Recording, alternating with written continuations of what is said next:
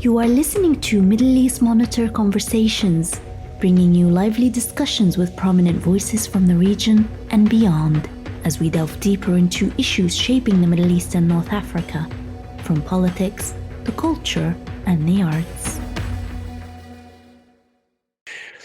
Hello and welcome to today's show with me, Nassim Ahmed. I will be your host for this week's conversation with the Middle East Monitor. We are asking, what is Israel's greatest export? Is it diamonds, electronics, chips, medical devices, or is it the technology of suppression, control, and domination? I'm delighted to be joined by Antony Loewenstein, an acclaimed investigative journalist, author, and filmmaker based in Sydney. Hello, Antony. How are you doing? Thanks for having me. I'm good. Yeah, I don't think I really need to introduce you. Many people would have read your book, especially those who are who read Middle East Monitor. Your work spans, critical global issues. You've authored several books, including Disaster Capitalism in 2015. I think your first book was My Israel Question in 2006, and most recently, the Palestine Laboratory, which is the book I've asked you to come on the show and discuss with me. But there is some 17 years between your first book in 2006, My Israel Question, and the Palestine Laboratory. So what made you want to return to Palestine after all these years? Because in between you have spoken about a number of other topics to do with global oppression and various other subjects like capitalism, disaster capitalism. So what made you want to come back to Palestine after all these years?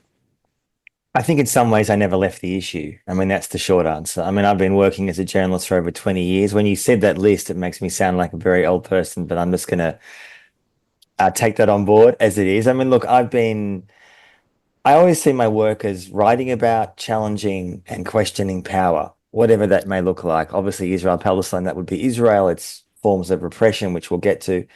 I've done a lot of work, as you say, on disaster capitalism. And what I mean by that is people making money from misery, essentially. And I did a book about that and a film. And that was not looking at Israel, Palestine. That was looking at the wars in Afghanistan. That was looking at people making money from the aid industry, particularly in a place like Haiti. I've done lots of work on the war on drugs, how, in my view, the drug war, which has been going on for over half a century, is immoral and counterproductive and is harming huge amounts of people, mostly in the global south, to satisfy the drug tastes and desires of those in the global north, cocaine and other sort of drugs.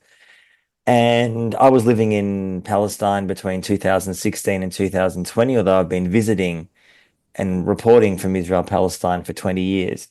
And that's where the beginnings of the Palestine Laboratory began. And I guess what it really came out of was a frustration that a lot of the global media coverage, Israel, Palestine, as people to this podcast will know, is in the media pretty much every day, even long before October 7th. Not every day, but most days. But most of the coverage is what happened yesterday. Now, I'm not dismissing the importance of day-to-day coverage. It's important to say that there was an attack here, there was a death there. It's not unimportant. But what interests me is more the bigger picture question. And at the time, some listeners will remember, there was a lot of coverage about Pegasus, which was the Israeli spyware tool that's bought by many other countries, democracies and dictatorships. Essentially, it allows a government or an intelligence service to control your phone, whether it's an Android or iPhone. You don't know it's being controlled. When I mean controlled, all your information, literally all your information, whether it's your text messages, photos, videos. If you have encrypted apps, it makes no difference. That can be breached. So Signal, WhatsApp, whatever. And there was some good coverage, some good reporting going on in the West about that. But one thing that was largely missing from that coverage was it framed it as there's this rogue Israeli company doing bad things and selling its tools to Hungary, India, Ethiopia. And I'm not dismissing that that's happening. It was happening. But what ignored was the elephant in the room, which was that NSO, the company behind Pegasus, is essentially an arm of the Israeli state. So yes, it's an Israeli company, it has a board and it's nominally independent, but actually in practice, it's basically doing the bidding of, in this case, Netanyahu and his government. It's used as a diplomatic tool to make friends. So I show in the book that Netanyahu goes around the world in the last 10, 15 years and would visit Modi in India or Orban in Hungary or some other repressive leader in Africa. And within 6 or 12 months, that government was using Pegasus. That wasn't accidental. But that connection was so rarely made in much of the Western coverage, and it infuriated me. And finally, I'm Jewish. Although I'm not religious, I don't really practice my religion, it's more cultural for me. But I'm proud of the history of Jewish criticism and dissent that does exist. Long before 1948, before Israel's birth, and really it's continued after October 7. Many people watching this and listening to this might feel that the majority of mainstream Jewish voices in the UK, the US, support Israel right or wrong, which is probably true. And I have fundamentally opposed that for over 20 years. And I think it's important, although my work, this book is not really about me, it mentions me at the beginning, but it's principally an investigation. I think it's important that people realize that there are growing numbers of Jews who utterly oppose what's going on in Palestine and do not think that Netanyahu and Israel speaks in our name. So it's a complicated answer, but partly it's No, challenging power. yeah, I mean, to begin where you finished, I think that there is, I mean, polls after polls show that there is a growing divide between Jews in the diaspora, American Jews, and in other Jews in the diaspora with the Israeli government. Israeli government, in many ways, does not represent the views of the progressive Jews in the US, in Canada, Australia, Canada, and elsewhere. But to go back to the original question. I mean, you spoke about the fact that you've done work in Haiti, in Afghanistan, and various continents looking at disaster capitalism, and you would have covered, systems of exploitation, systems of domination. Am I right in assuming that in Israel and Palestine, though, we are seeing the most sophisticated example of the power structures which you uncover, which you comment on, which you write about, the power structures that are dominating the Palestinians and exploiting the Palestinian population is probably the most sophisticated, the most entrenched. Am I right in assuming that? One of the most entrenched, absolutely. And just some details, some people can get a bit of framing of what we're talking about. So Israel is a relatively small country, tiny population, really. But it has the ninth biggest arms dealing in the world. So it sells weapons to an insane amounts of countries. And when I say weapons, I'm not just talking about missiles. I'm talking about spyware. I'm talking about drones, a range of tools. And that sort of thing makes Israel incredibly powerful. Again, this was happening long before October 7. So much of the media sees that October 7 was year zero, that everything before that was somehow less important and less relevant. Now, obviously, there's a history. October 7 was a significant event, and the last 14 months have been, in my view, inarguably the most catastrophic for Palestinians in their history. There's just not even a comparison. Far worse than 1948. There's just not even a comparison. And that is an incredibly traumatic thing to think and to say. I mean, obviously, I'm not Palestinian, but the idea that 1948, an event that was the birth of Israel, but also the Nakba, the establishment of the state of Israel, which was a catastrophe for Palestinians, it killed about 15 to 20,000 Palestinians and displaced about 800,000. Well, since October 7, we are on a different scale. 45, 50, 100,000 Palestinians. We don't even know how many have been killed. The displacement of about 2 million Palestinians. And the idea that 2023 and 24 is the most disastrous, horrific, and profound impact on Israel and Palestine since its birth, essentially 1948, I think speaks volumes about how Israel has gotten away with it. And that's a key theme throughout the book. And people often ask me, how does Israel get away with this? If any other state, and let's face it, other states have committed human rights abuses. Israel's hardly the first one or the only one.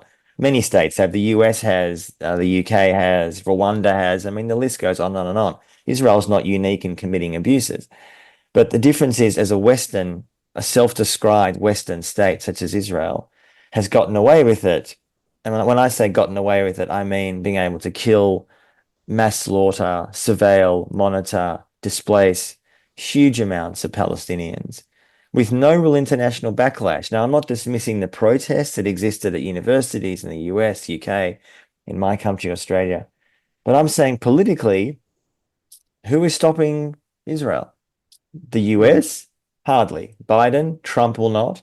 Are the Arab countries stopping them? I mean, I say this regularly and it's worth repeating. When I say Arab countries, Arab elites are deeply complicit with what's going on. Not one Definitely. Arab country since October 7, not one, has cut ties with Israel. Not one. Talking about Egypt, Jordan, Saudi, not one. And they won't. Why? Because two reasons, in my view, and I touch on this in the book. One, I think many Arab elites support what Israel's doing, trying to destroy Hamas. I mean, that's obviously the stated aim of the war. I would say the goal actually is to destroy Gaza, which has been tragically very successful. And secondly, I think many Arab elites have an affinity with Israel. What do I mean by that? When I say Arab elites, I'm not talking about the mass Arab people. If you ask many Arab people in Arab countries for decades, they say, we don't support Israel, we don't support our country leaders befriending Israel, normalizing with Israel.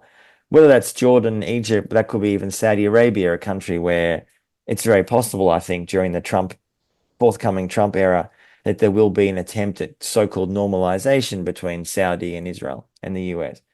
I'm talking about Arab elites, Arab leaders, the kings who essentially rule these countries undemocratically. They have deep affinity for Israel because A, they are desperate for Israeli surveillance tech, which they have bought in huge numbers to repress their own people. They are petrified of Arab Spring Mark II. And I think many of them are desperate to be close to Washington, and the road to Washington goes via Israel, especially in the Middle East. So if you list these countries, Jordan, Egypt, Saudi, UAE, I mean, the list goes on and on and on.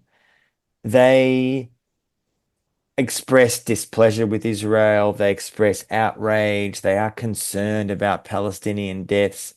In my view, it's hot air because they're not doing a damn thing about it. Yeah, I mean, And a lot of what you're saying, I mean, others have commented on that as well, saying that one of the things Israel sees as an existential threat is democracy in the Middle East, where Arab regimes are toppled, and if a government came about which represents the genuine sentiments and represent its population, that is when Israel would really face challenges.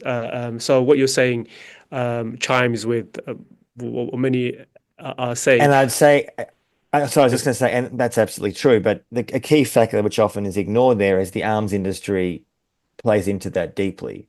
That in the last 10 years, many of the Arab elites and countries have bought huge amounts of Israeli spyware and weapons from Israel as a way to monitor their own people, to repress their own people. So I think it goes hand in hand. I just want to get your observation of Israel's execution of the war genocide over the past year. I mean, you've been following Israel for many, many years, and you're an expert on this. Has anything about the way Israel executed its campaign surprised you? I mean, I asked this because I was listening to Ilan Pappé, the historian, Israeli historian. He was asked the same question, and he said basically that in terms of the violence, no, because the genocide and this level of ethnic cleansing is built into Zionism itself. So no, not really. What surprised him was the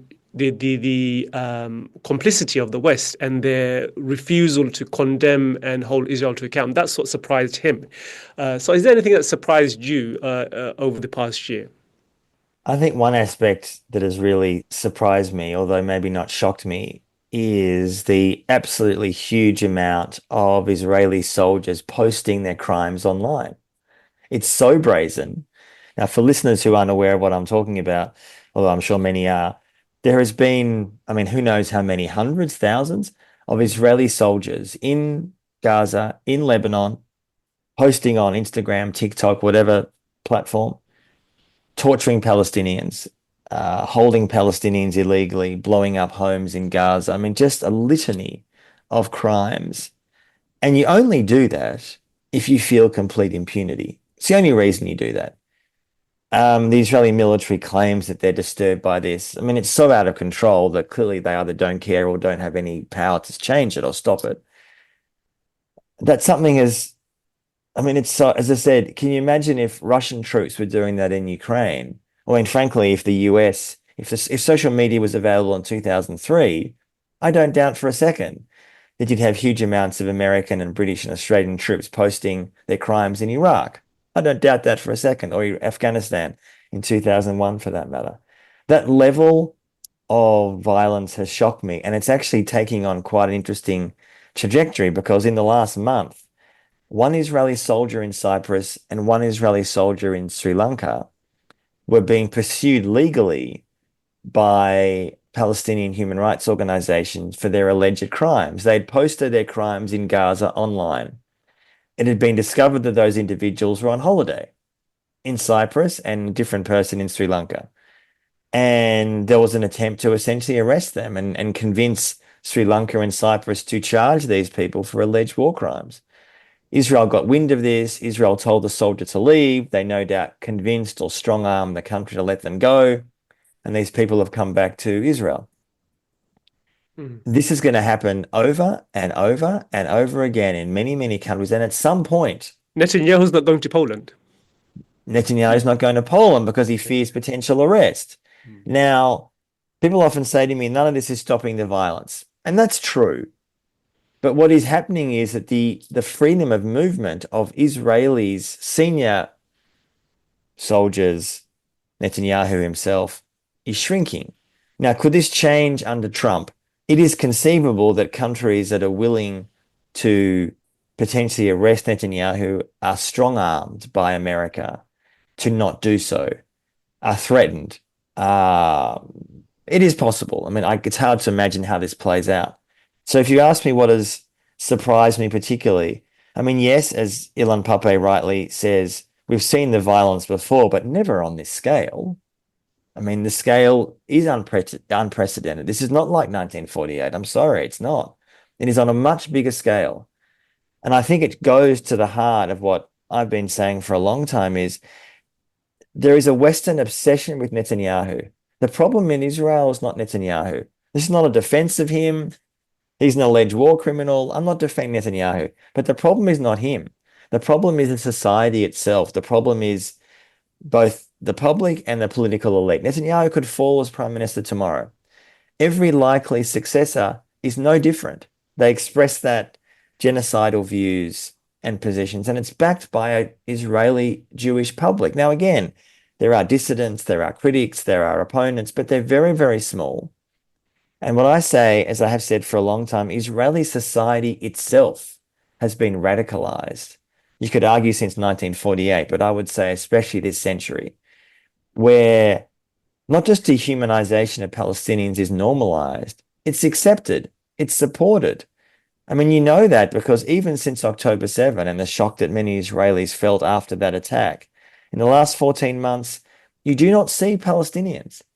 You do not hear them. Their suffering, their cause, their pain, the violence, it doesn't exist. Now, this is not to excuse Israelis who are not watching. Israelis are not blocked from seeing certain websites. They're not blocked from going online. And that way, it's a relatively open society. It's not North Korea. I'm not suggesting it is. But they're choosing either to not look, or they have no problem with it. I mean, you see, again, going back to what I said a minute ago, Israeli commentators, journalists, the general public literally daily saying, we are so proud that we've turned Gaza into a parking lot. It's their words. This genocidal intent you do see in other societies. And frankly, it does need to be compared to places like Rwanda in 1994. Now, the death toll in Rwanda was far higher, probably, in the genocide there. Far, far, far higher. I'm talking about the mindset here. I'm not talking about the death toll, the mindset. When you spend I was going to say, when you spend decades dehumanizing Palestinians so much, you can't be surprised that when a society erupts and is attacked on October 7, their response is genocidal. And the Western response to that, I think, shows for many people in the global South and the global North that the so-called enlightened West is not coming to save us at all. In fact, it's the opposite. That there are good guys and bad guys. The good guys are like us. Good guys are Israelis and Americans and British and Australians. They're essentially white. The bad guys are Russia and China and Iran. This is not a defense of Russia or China and Iran. They do horrible things in their own countries and elsewhere. I'm not defending them. But I'm saying that it's pretty clear how much of the Western press responded to Russia's invasion of Ukraine compared to how Israel has gone into Gaza, Lebanon, and beyond. It's fundamentally different. And it's deeply based on racism and not seeing Palestinians as equal human beings. Just to return to your point about the aspect of the past year that surprised you. I mean, if you remember Abu Ghraib in Iraq, there were only a few pictures that came out from the horrific pictures of the prisoner being tortured Indeed. with electricity and the sadistic images from Abu Ghraib. But what we're seeing from Israel's operation in Gaza, the streams, days after days, every day there's something they're posting which is just horrific, just shocking, and shows. It's essentially 1,000 Abu Ghraibs. It's like a 10,000 Abu Ghraibs. I mean, you and I both know, and listeners will know, that if social media existed in 2003, we know that there would be massive amounts of American soldiers, British soldiers, Australian soldiers posting Abu Ghraib-like material on TikTok or Instagram. None of us doubt that reality. I mean, the dehumanization of Iraqis was clear in Iraq. Anyone who knows that war realizes maybe there was no social media back then, but there didn't really need to be. There would be the same in Vietnam. You didn't think the way the Americans and the Westerners treated many Vietnamese in Vietnam in the 60s and 70s was based on the same ideology. It's no different. There is no social media back then, of course, but there was a sense of you don't see Vietnamese as equal. They deserve to die. You don't see Palestinians as equal. You don't see Iraqis, you don't see Afghans as equal. And yet, interestingly enough, in all those wars I just mentioned, the West lost all of them. And I would argue Israel's lost the war in Palestine. Now, people would say, how do you say that? Considering the fact that Gaza doesn't exist anymore. What Israel has never achieved in Gaza or elsewhere is legitimacy. That may be a contradiction to what we've just said, that virtually every Western leader supports Israel uncritically, which is basically true. US, UK, much of Europe. There are some exceptions in Europe, Ireland, Spain, my country, Australia, not 100% support, but general support of Israel. But they don't get the legitimacy, and Israel has wanted this since 1948. They've never got it.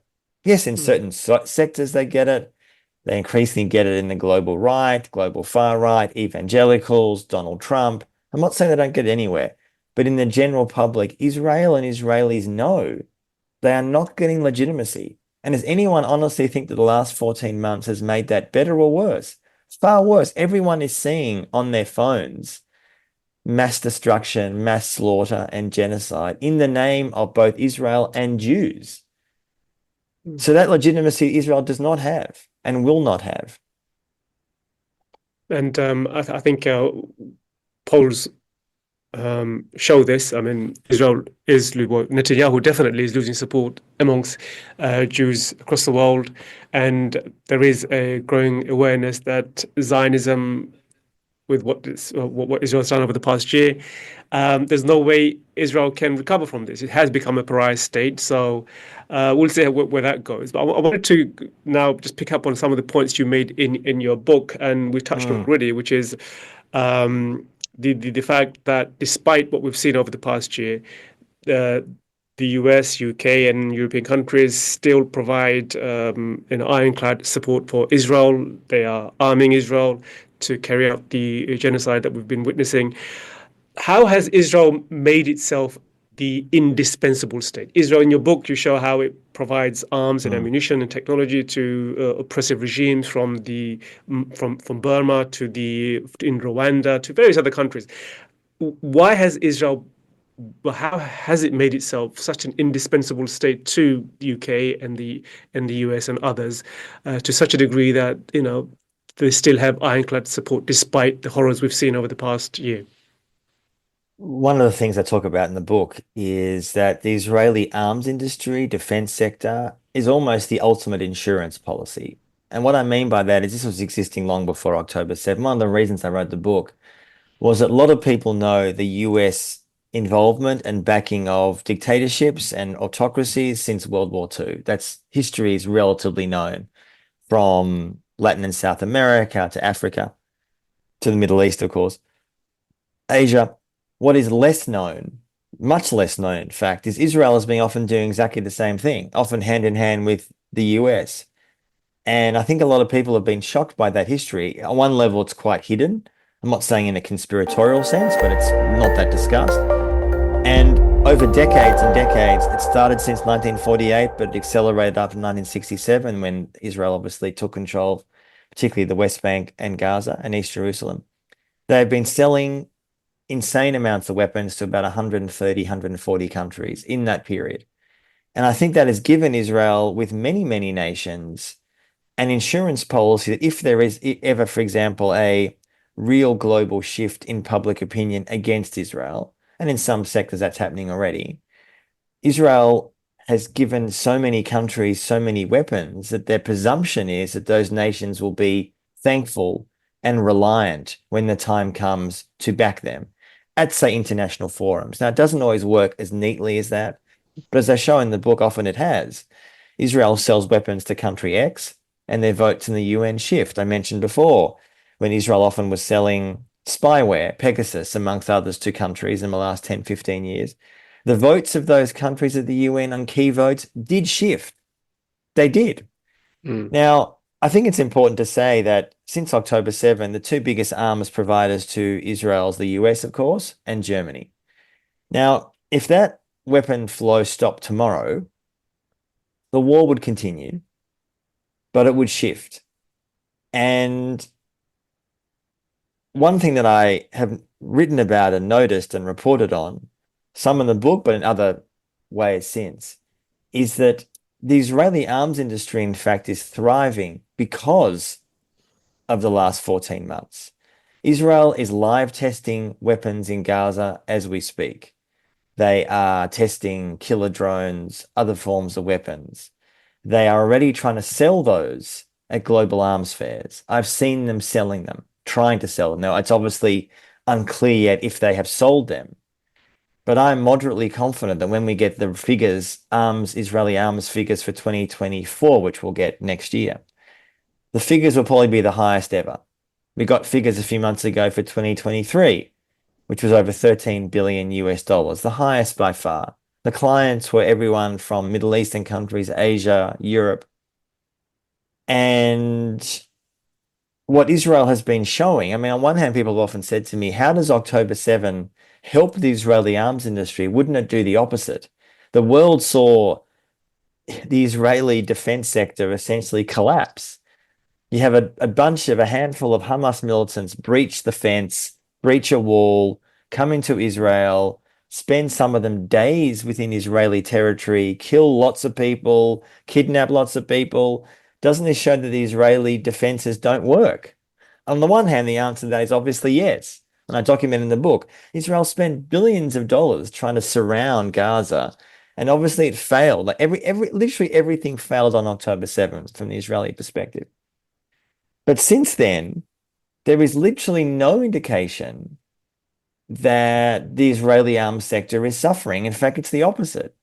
That those companies that failed miserably on October 7 have very quickly tried to push that down the memory hole and refigure themselves and make themselves essential in the Israeli war machine. So yes, we're talking about AAI and Elbit and other prominent Israeli companies, other ones that are less known.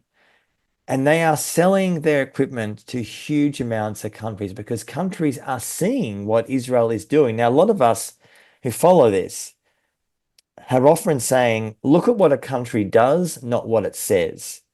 So yes, some countries are saying publicly, we are outraged with what Israel's doing in Gaza particularly, or Lebanon, elsewhere, Syria now. We are disgusted. We oppose what's going on. My comment to that is always, are they still buying Israeli weapons and will they? Mm. Are they saying that for a domestic audience to try to appease angry people who don't want to see their country support Israeli genocide? And history would suggest that many of these nations will continue to buy Israeli weapons. Some of the tools that Israel is testing in Gaza, including a much more sophisticated form of artificial intelligence killing, many other nations, my understanding, are a good chance they will be buying that kind of equipment because they want to do that to their own minorities, to their own countries, to their own unwanted people. And the only way that can stop is arms embargoes. The only way that stop is a global movement to try to challenge and stop that industry. The Israeli arms industry doesn't explain everything that Israel is doing. I'm not suggesting that Israel's in Gaza just to test weapons. Of course, that's not true. They're there for their own, for revenge, for ideological reasons, a range of reasons. But the arms industry is central. The Israeli economy is struggling. It's suffering. The defense sector is soaring. And a huge proportion of the Israeli economy is based on weapons. And weapons instead means drones and spyware, etc. And Israel's pretty keen to maintain that industry for years. And thus far, even after genocide, there is no indication. There's a few, sorry, that's not quite true. There's a few indications here and there of certain companies paying a slight price for supporting Israel. But I'm telling you, it is very, very marginal so far because there needs to be, what needs to happen is a shift from public outrage into political action. And that does mean pushing for arms embargoes and sanctions. That is the only way this will stop in One time. last one last question before I let you go, Anthony. Yes. I mean, we've spoken about Israel's status as a indispensable force within the global arms industry. Do you see a chink in the armor though? You one of the chapters in your book is on social media. Social media has been aiding in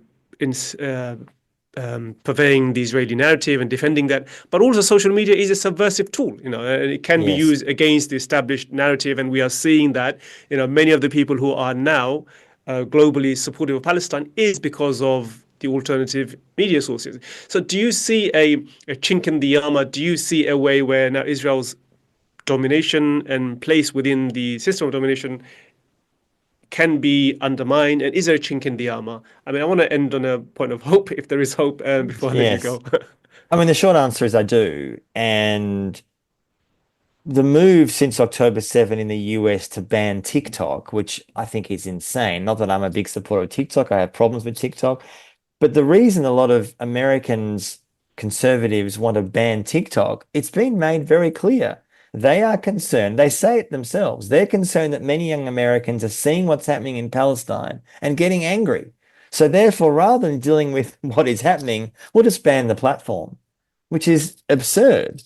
So look, I do say in the book that Israel has spent a long time, the last 10 or so years, putting huge amounts of pressure on the Metas, the Facebooks, the Twitters, the others, to either censor pro-Palestine content or shadow ban them.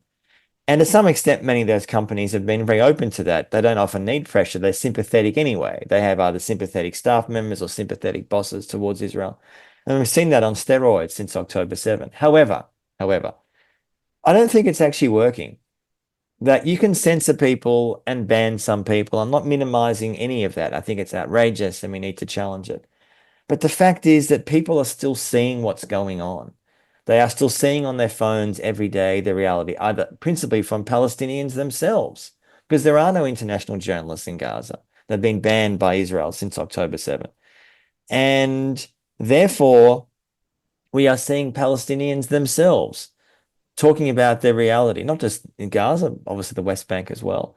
And I think that is a profound challenge for Israel, a profound challenge to how do you actually challenge a narrative which is not simply blindly pro-Israel, which is why they are investing huge amounts of resources in trying to often bully those tech companies. And again, those tech companies often are sympathetic anyway, before we even get to the need to bully them.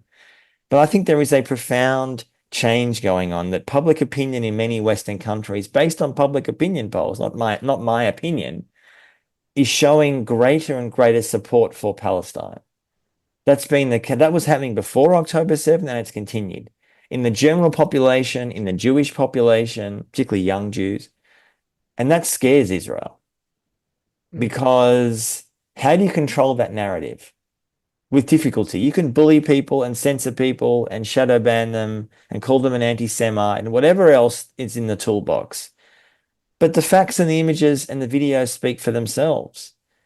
And I think what Israel is finding is that their support increasingly, globally, is in the right, the far right, and the quasi-fascist and the evangelicals. That's where Israel's support is. Israel's becoming a quasi-theocratic state, proudly and openly. And therefore, those who support that vision are increasingly those on the right and the far right and evangelicals. And therefore, Israel's claim that it's a democracy in the Middle East has always been nonsense. No one's ever believed that unless they're blind and delusional. But now, how do you convince anyone of that unless you are blind, ideologically blind? So I do take some hope from the fact that public opinion is shifting. But again, the challenge is translating that into political action, into putting pressure on in our own countries to say to our politicians, you should not buy weapons, impose arms embargoes, do not allow Israeli soldiers on holiday coming to your country and having a lovely time sunning themselves in Australia. It's summer here now, or Sri Lanka, or Cyprus. Do not do that. And now we have evidence of countless Israeli soldiers literally filming themselves in Gaza committing war crimes. Arrest those people, charge those people.